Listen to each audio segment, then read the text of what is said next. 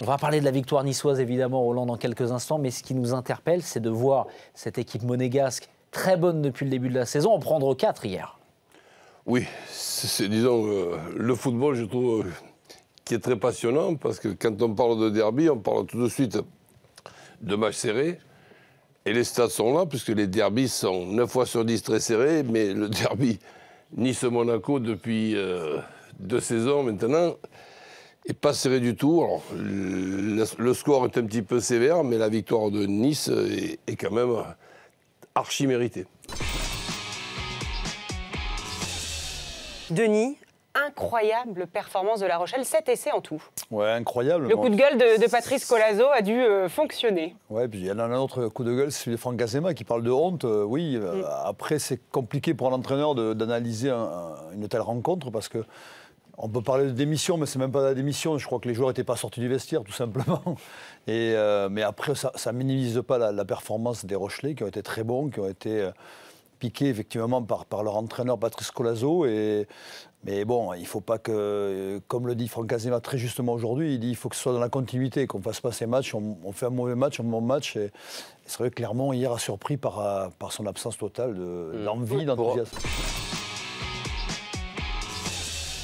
La bonne opération au final pour le FC Nantes, Roland, mais alors c'est vrai que ce match ne restera pas dans les annales. Hein. C'est pas régalé. Hein. C'est le moins qu'on puisse dire, parce que bon, par sympathie, par affection et par curiosité et tout, je regarde évidemment ce qui est tout à fait logique, ce qui se passe dans les anciens clubs que j'ai eu le plaisir de connaître. C'est valable pour Rennes, c'est valable pour Marseille, c'est valable pour Bordeaux.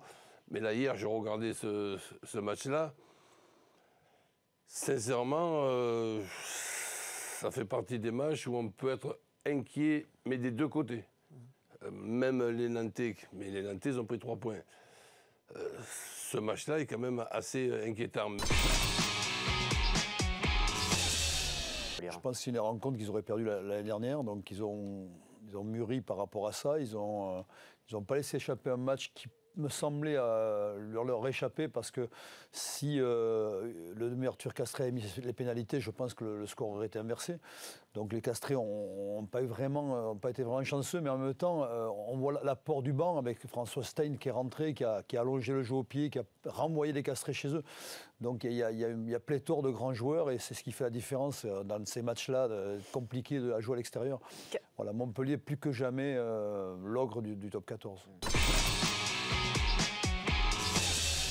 Est-ce qu'il y a suffisamment de talent au sein de cette équipe de France pour espérer hier mieux qu'une élimination prématurée en 8e? Le talent, très honnêtement, je pense qu'il n'y a pas une équipe en Europe, peut-être avec l'Espagne, qui a plus de talent que nous. Mais le talent, ça ne fait pas gagner des matchs. À un moment donné, il faut autre chose. Il faut du travail, il faut de la cohésion d'équipe, il faut être prêt à faire des sacrifices. Le talent, c'est bien, mais on a vu des milliers de joueurs et des milliards d'équipes très talentueuses ne jamais rien faire en Euro. Donc le talent, il en faut, mais il faut d'autres ingrédients pour permettre. Il y en a suffisamment en équipe de France? Oui, il y en a.